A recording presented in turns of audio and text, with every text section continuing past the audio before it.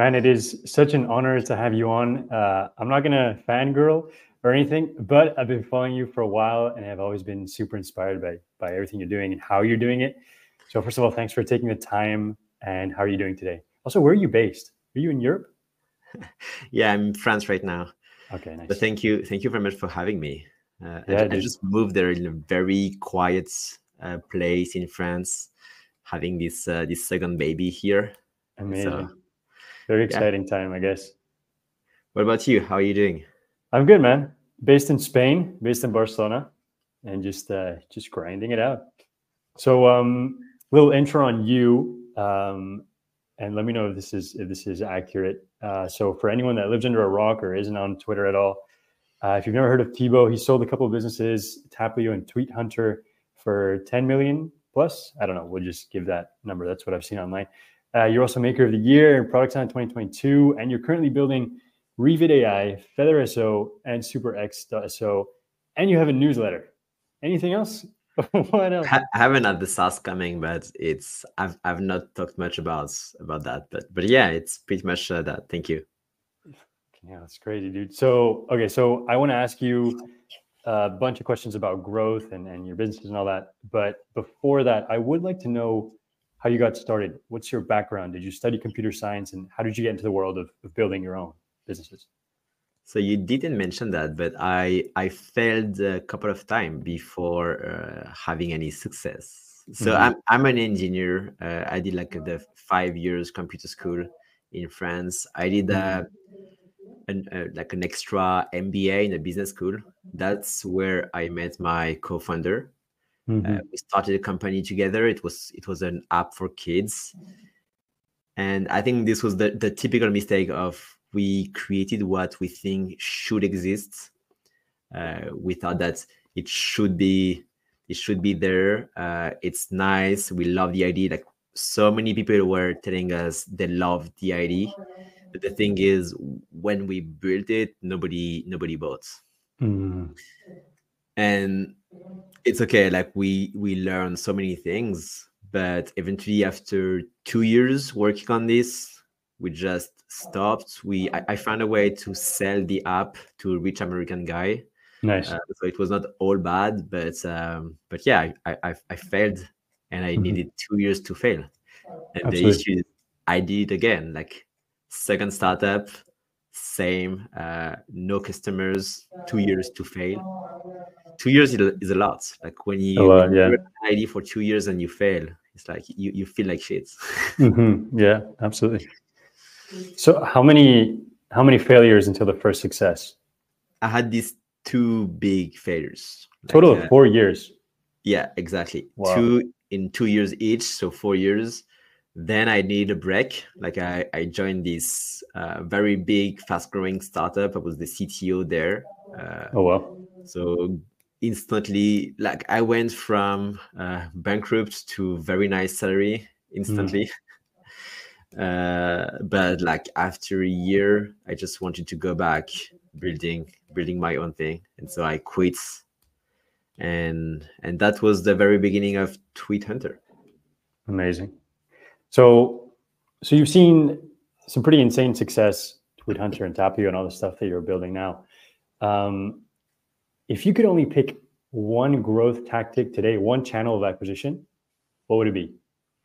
I think it would be about working on the right thing, because like I think my first 2 failures were about me not working on the right thing. And so before we started working on Tweet Hunter, we had this crazy challenge where we would build one product and ship it every week, and every week we would ship a different product until something stick. And so during that time, I think in 4 months we shipped 10 products. All of them failed, and Tweet Hunter was like the 11th one. And from the very beginning, we got subscribers and we got traction. And so I think that's going to be my number one. I'm not going to say growth hacks, but picking the right product. Yeah. Yeah. And when you were building these, you were talking about them on Twitter. You were building in public. How were you advertise? How are you selling these different ideas?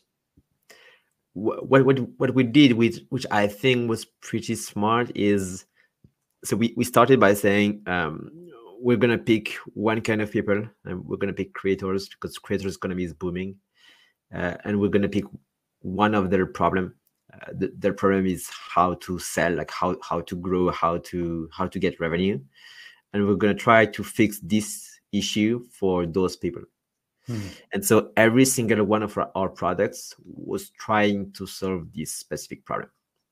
And so that enabled us to build a small following on Twitter and on our newsletter base, because every single one of our launch, the same people was targeted.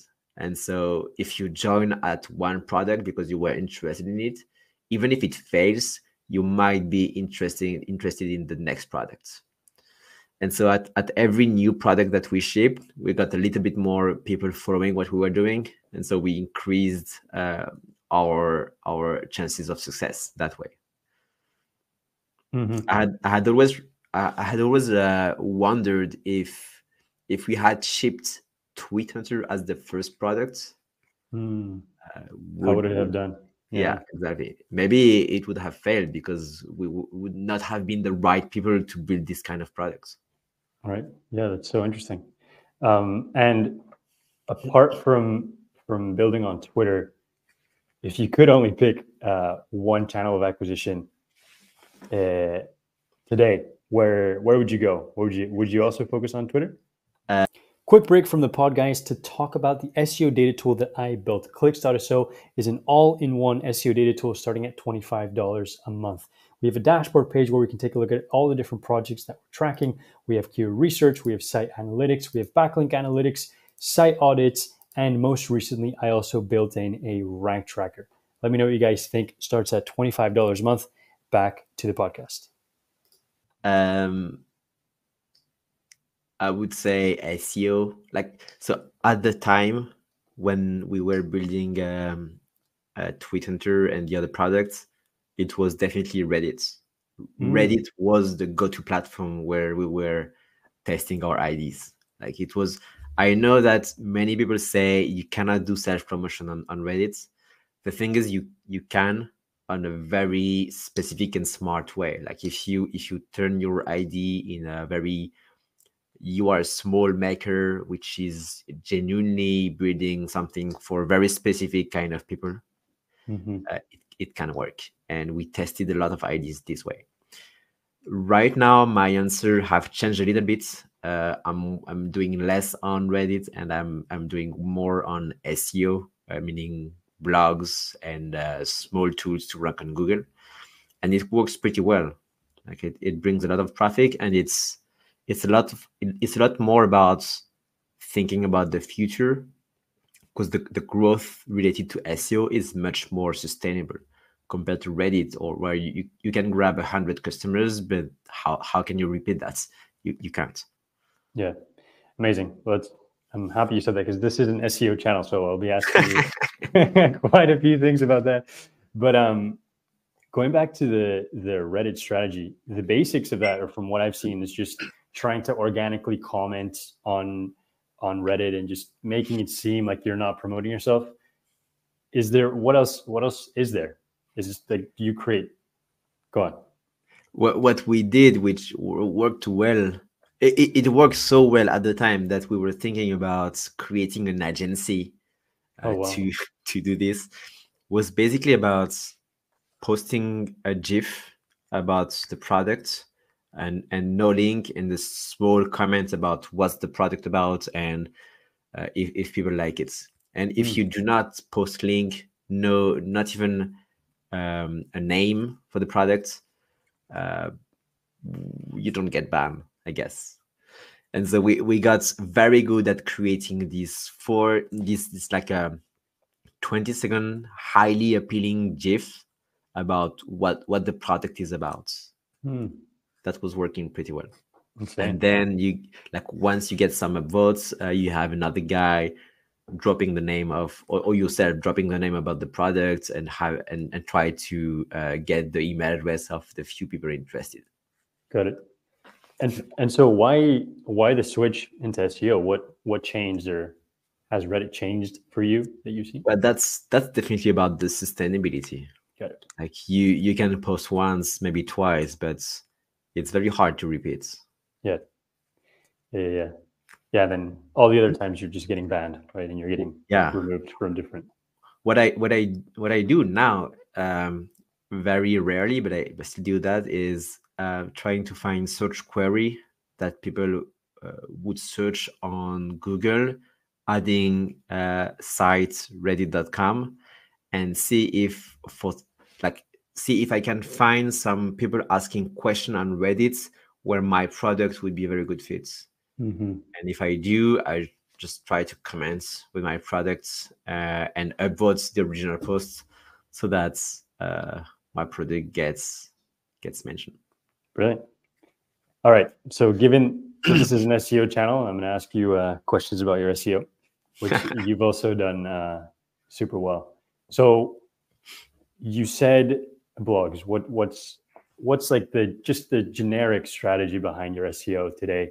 You're finding long tail keywords, creating blog posts. How are you thinking about it? I'm not sure I'm gonna be like the. So I guess what I'm gonna say is pretty classic. I have a process where I just find competitors, look at what they're ranking for, find the low keyword difficulty keywords they're ranking for, and just try to basically steal their traffic. Nice. That's what I would do. It's also a little bit what has worked very, very well for us, like for Tapio and Twitter, is more the small tools approach. Free tools. Yeah, free tools and programmatic SEO. Yeah. Free tools is it's so crazy that I remember that one very small tool, download a LinkedIn video, which was an assignment I gave to a developer to join our team. Like I was testing the guy. He did so well that I published the tool very quickly, and after I think 6 months, it was bringing like 1 million visits per month. Wow. It was ranking first for download video from LinkedIn posts. Crazy. Insane. So it's the kind of tool that it doesn't cost a lot. Honestly, the conversion is pretty shitty. Yeah, that's what I was going to ask. Yeah. But the traffic is so big that yeah, it just works. It's worth it. Yeah. Even I guess everything related to that traffic is just, maybe they click on another blog post, or maybe they end up coming back some other time. It's just insane, right? Yeah. Okay. So free tools, and you find these on your SEO, whatever SEO tool you're using, or is there a specific type of strategy that you try and find these free tools? So a specific strategy about those free tools? No, the thing is, so I'm really trying about thinking less and building more. Because this exact example that I mentioned earlier, I would have bet nothing on that ID, like nothing. And it was the ID that worked the best. And so what I did is I tried to, with the team, I was trying to build one new tool and to ship it every 2 weeks. Well, just having this this system and this almost like scheduling the development of new tools. Basically, you need to do a lot of them, because the one that will work, you maybe not would have built that if you just was carefully planning about what to build. So I had this system where every Thursday I was dedicating the day to trying to build one tool during the day and to ship it by the end of the day. Yeah.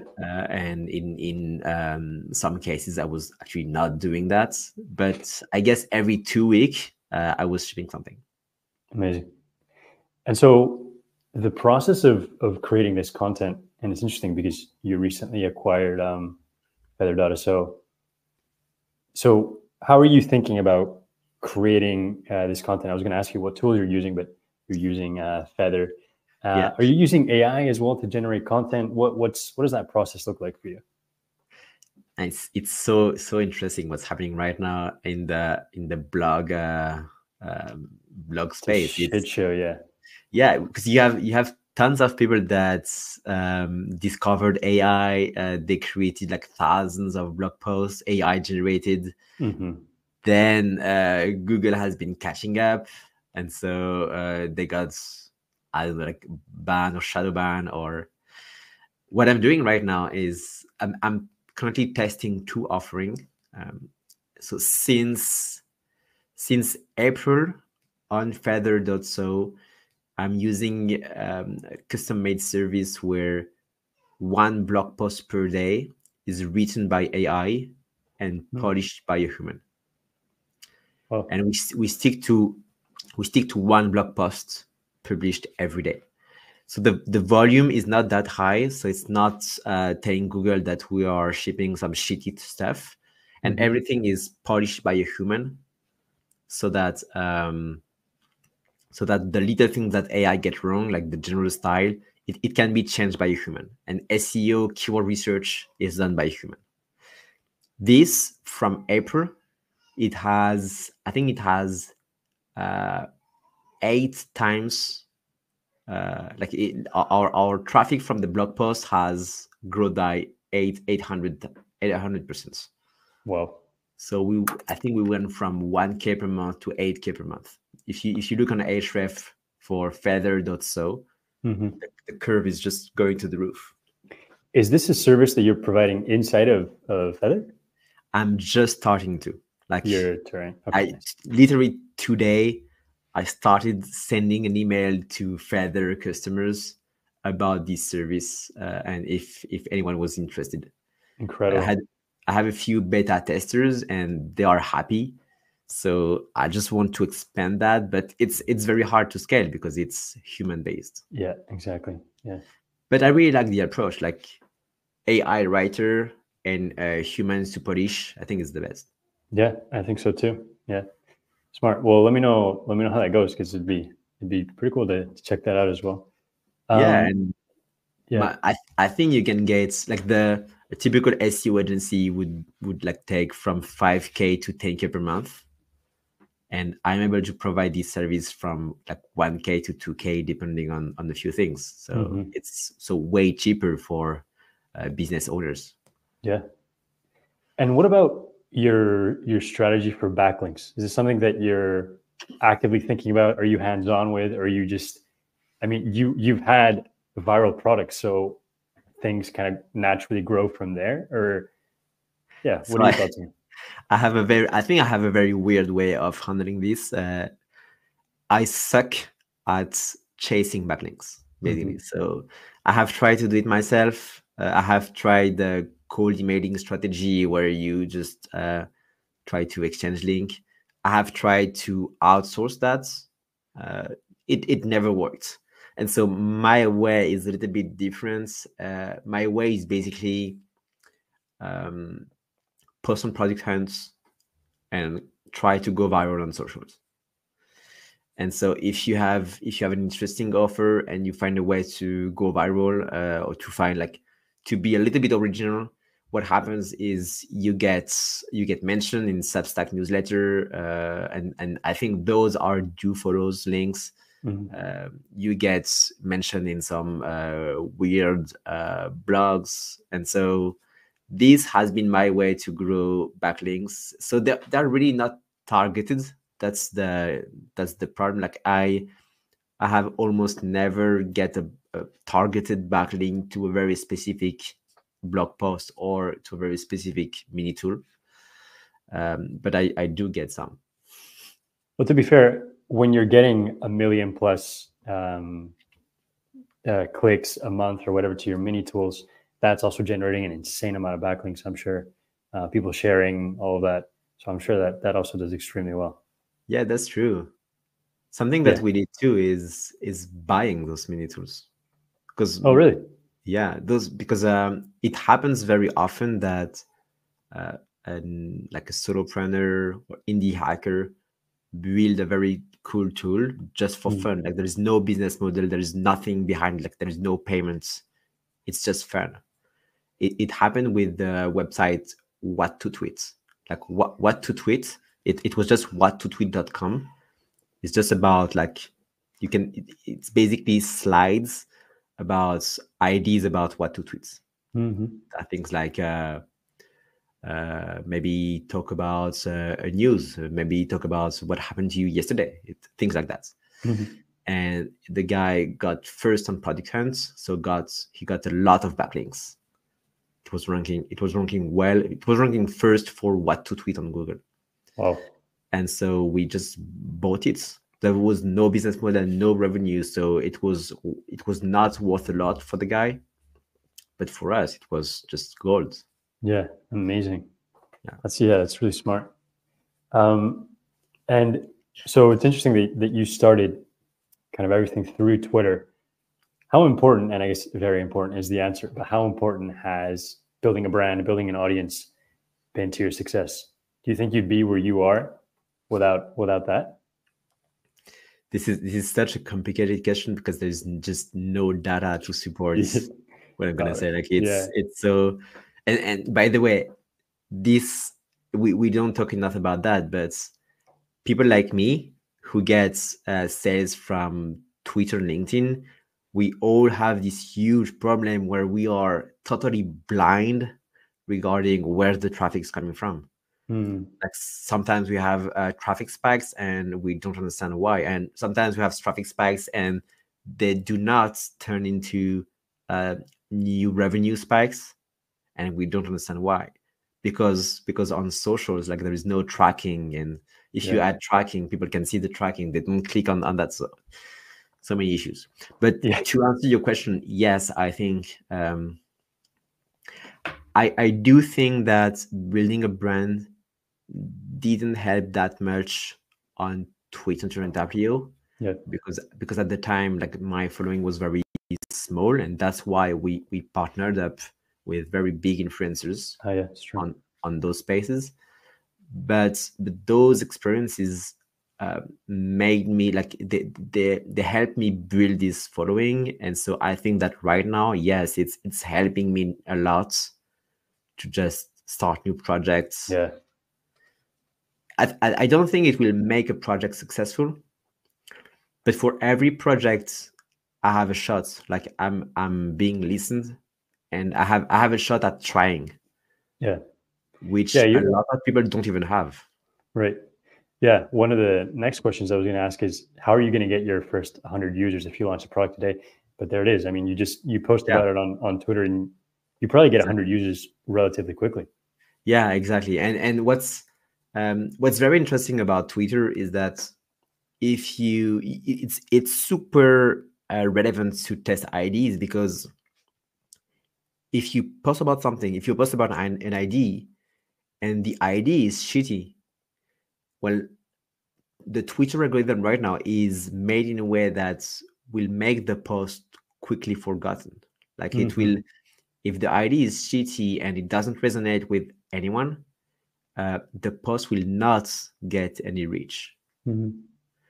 If it, like if people get interested in the ID, like it will get engagements and it will reach like your I don't know, like third, like second or third circles. Mm-hmm. So you can actually share a lot of ideas, share a lot of concepts, and only the best one will stand out. Yeah. And so what's your current strategy right now for Twitter? Is it just are you posting like an X amount of times a day? Are you just any new kind of thing that happens with the business, whether it's a win or a failure, or is it just kind of just thoughts? Is it just you just put everything out there? Quick break from the pod, guys, to talk about the SEO data tool that I built. Clicks.so is an all-in-one SEO data tool starting at $25 a month. We have a dashboard page where we can take a look at all the different projects that we're tracking. We have keyword research, we have site analytics, we have backlink analytics, site audits, And most recently, I also built in a rank tracker. Let me know what you guys think. Starts at $25 a month. Back to the podcast. My default strategy is trying to tweet at least once a day. Once a day. Trying not to tweet more than 3 or 4 times a day. If I get more ideas than this during the day, I will schedule that on my new app, Super X. Yeah, I was going to ask you about that. Yeah. And basically, to your point, yes, it's about just sharing the wins and fails of my day as the day is going. And I think this is what works best. Just living through the day. When you get into something surprising, weird, just share it in a way that make it appealing for people. Mm-hmm. The thing is, after a few months, you start to understand what people are expecting from you.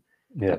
What kind of content, what's interesting and what's not. And people are really about what's in it for them. So like you need to share valuable insights or make them laugh. Yeah. It's basically one of the two. Yeah. Can you make me money or can you entertain me? Exactly. It's the two. Yeah. Exactly. So something that I find so interesting is that you've already so successfully, like you're already building so many different businesses, but then on top of everything, you have a newsletter. So what's for someone who doesn't run a newsletter, but I have my own business and I have an audience as well on YouTube. What's the benefit of adding like another layer of like you're already talking to people through Twitter? It's not money. Is it just like I don't know, you want to be in their emails as well? Like what am I missing? So there's so many things that I want to say here. Because have you followed like the small Twitter drama happening now? Yeah, you absolutely getting Beehive and yeah. So multiple things. First of all, I have recently like my LinkedIn profile got suspended, I think a few weeks ago because of my involvement in Tapio. Really? Yeah. So the weird thing is that I'm not involved anymore for like 6 months, and I've started Tapio like 3 years ago, but they're a little bit late to react. But why? Because of like abusing the API or what? Yeah, because Tapio is not fully compliant with LinkedIn policies. So they decided to act late and by suspending my account in the first place. Damn. And so this makes you realize that you do not own your audience. And the one thing that is awesome about newsletter is that you truly own that. Like you are not highly dependent on the platform to reach your subscribers. And so I actually started the newsletter before getting suspended, but I have always had this idea about shit. If one day my account gets suspended, I will basically lose everything. Like I will lose all my reach. And so I didn't want to have this. I also found that there was a space in the creators startup ecosystem for doing newsletter content without 10 sponsors and 10 ads in this newsletter. Because of the Beehive creator networks and stuff like this, newsletter these days they get so many sponsorships and so many ads, and so I just wanted to have something that is more value focused. Yeah. And I'm getting some ROI from this newsletter by just talking about my projects and slowly trying to convince people to test them out. Amazing. And it works well. And the fun things, and I didn't expect that at the beginning, is that I'm slowly getting into the newsletter space, like as a product. Yeah, now you are, aren't you?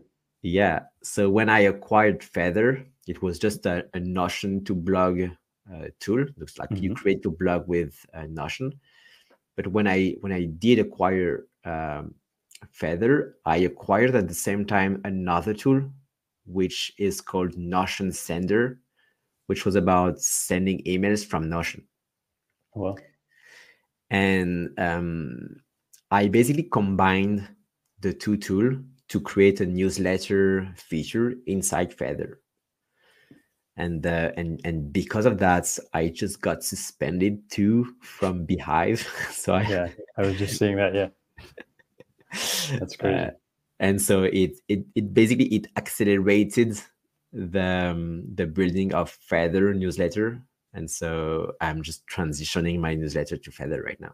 Brilliant, amazing. Yeah, smart. Yeah, I was seeing the beef, and I was like, well, this is he's definitely going to come out with some product on his own for sure. Yeah, it's to be honest, I totally respect their decision of suspending. Like I would probably have done the same with a competitor using my product. Yeah, but it's quite fun for me to just navigate this drama. Yeah, absolutely. You're also building Revid, and it's a really interesting moment as well in the AI world. I mean, it's been interesting for the last couple of years. But your thoughts on building AI startups now? Is it too unstable? Is it the perfect time? Are we late? How are you thinking about this? You know what? When we started Tweet Hunter, I think it was 6 months after GPT-3 got released. Mm-hmm. And I remember very clearly that at that time we were thinking that it was too late. Like all the cool product, all the cool use cases relying on GPT-3 had been built already, and so there was nothing left. Yeah. And it was so wrong. Like when you see all the cool product that have been built in the last 3 years, and I do think that it's still very wrong today. Like just the real-time API from OpenAI, that this API that allow you to use the advanced voice mode into your app. It's just amazing. It's crazy. It's creating so many new opportunities for builders. So yeah, I do think AI is ready in production. I do think you can build so many cool use cases. I do think though that like maybe too many people are rushing into AI products, and there are tons of opportunities that are not AI based, and maybe people can just find their way to there. With the added benefit that your cost, if you are not using AI, will be much lower. Yeah. Not everything has to be AI today, right? Everyone's adding AI to everything, and maybe exactly, it's not really necessary. Exactly, absolutely. So more on the product side of things, as someone who's been involved with so many of your own businesses, how do you judge when a product is, I don't want to say successful because it's so generic, and it's more just like, how do you know when to stick to a product, I guess? It's a super generic question, but I think it's when people report bug. When people report a bug. Nice. Yeah.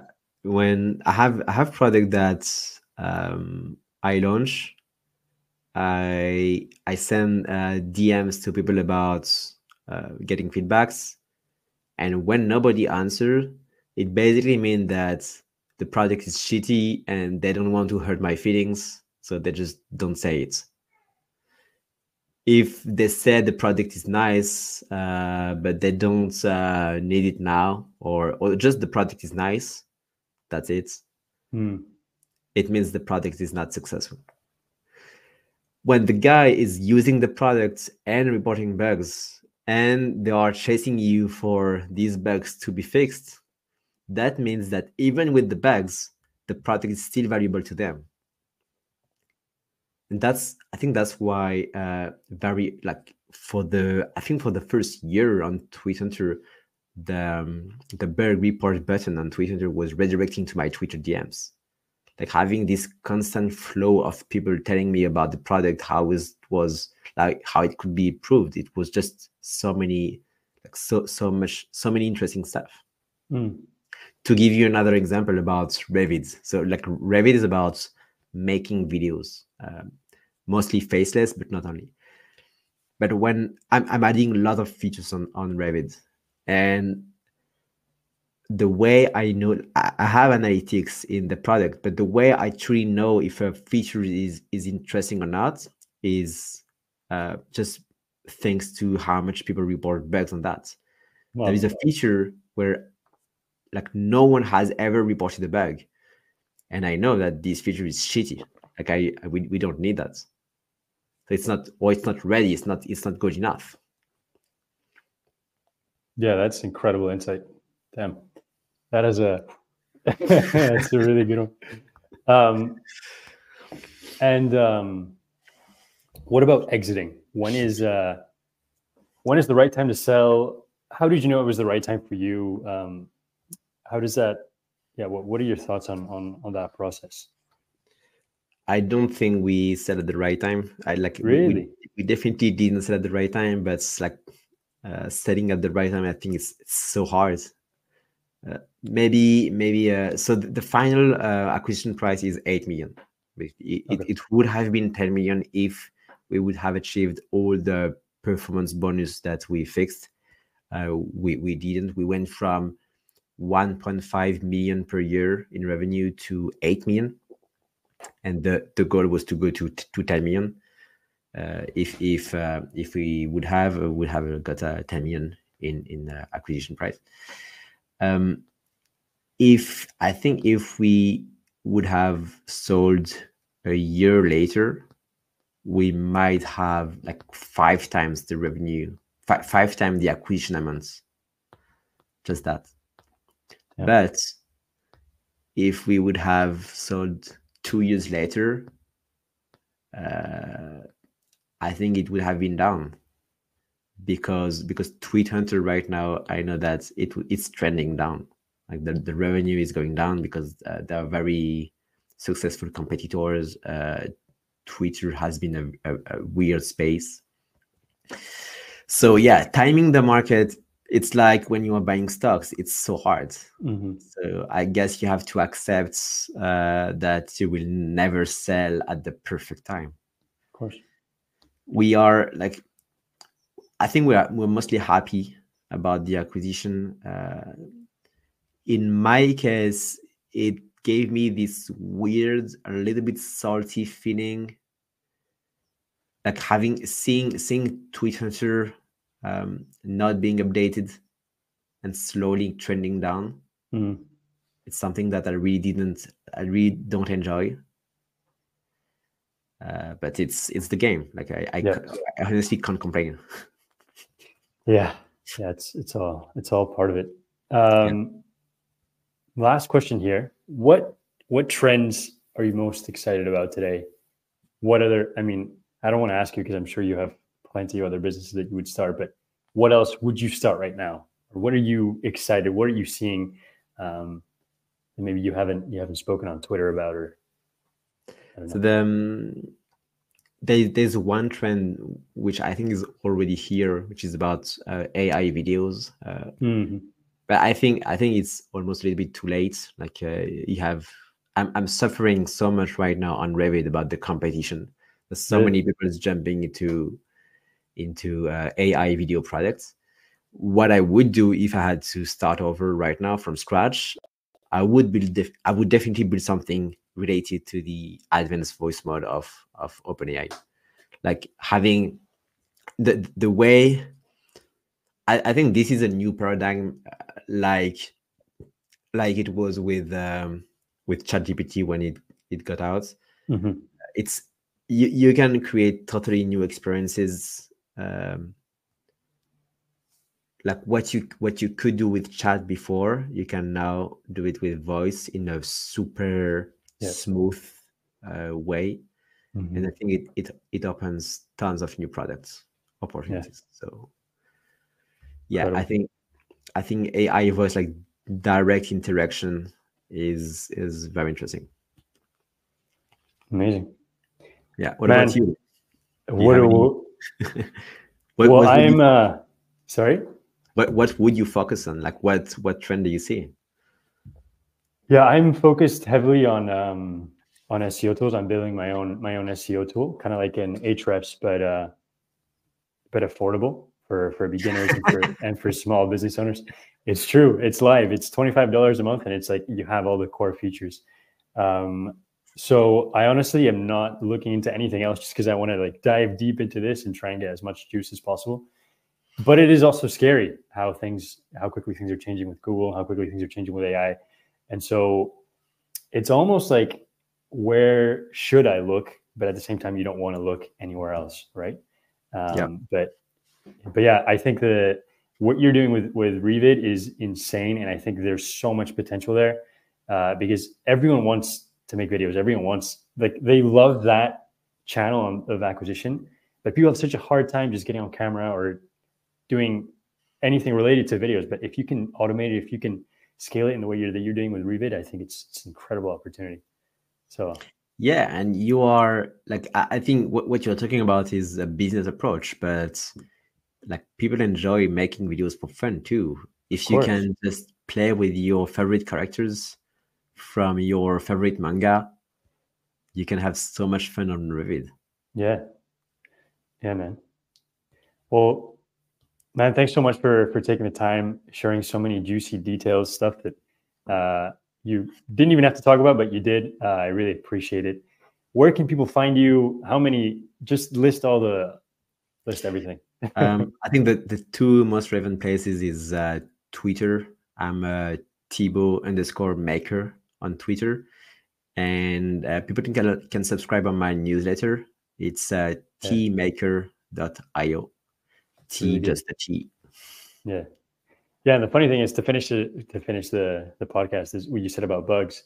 The first time that I was in contact with you on Twitter, I reported a bug on Tweet Hunter, actually, and this was, I don't know how many years ago, but there you go, for the success of your business. Nice. Yeah, absolutely. Nice loop. Thanks. Yeah, thanks so much for taking the time, for coming on, man. I appreciate it. Well, thank you very much for having me. It was nice. Thanks.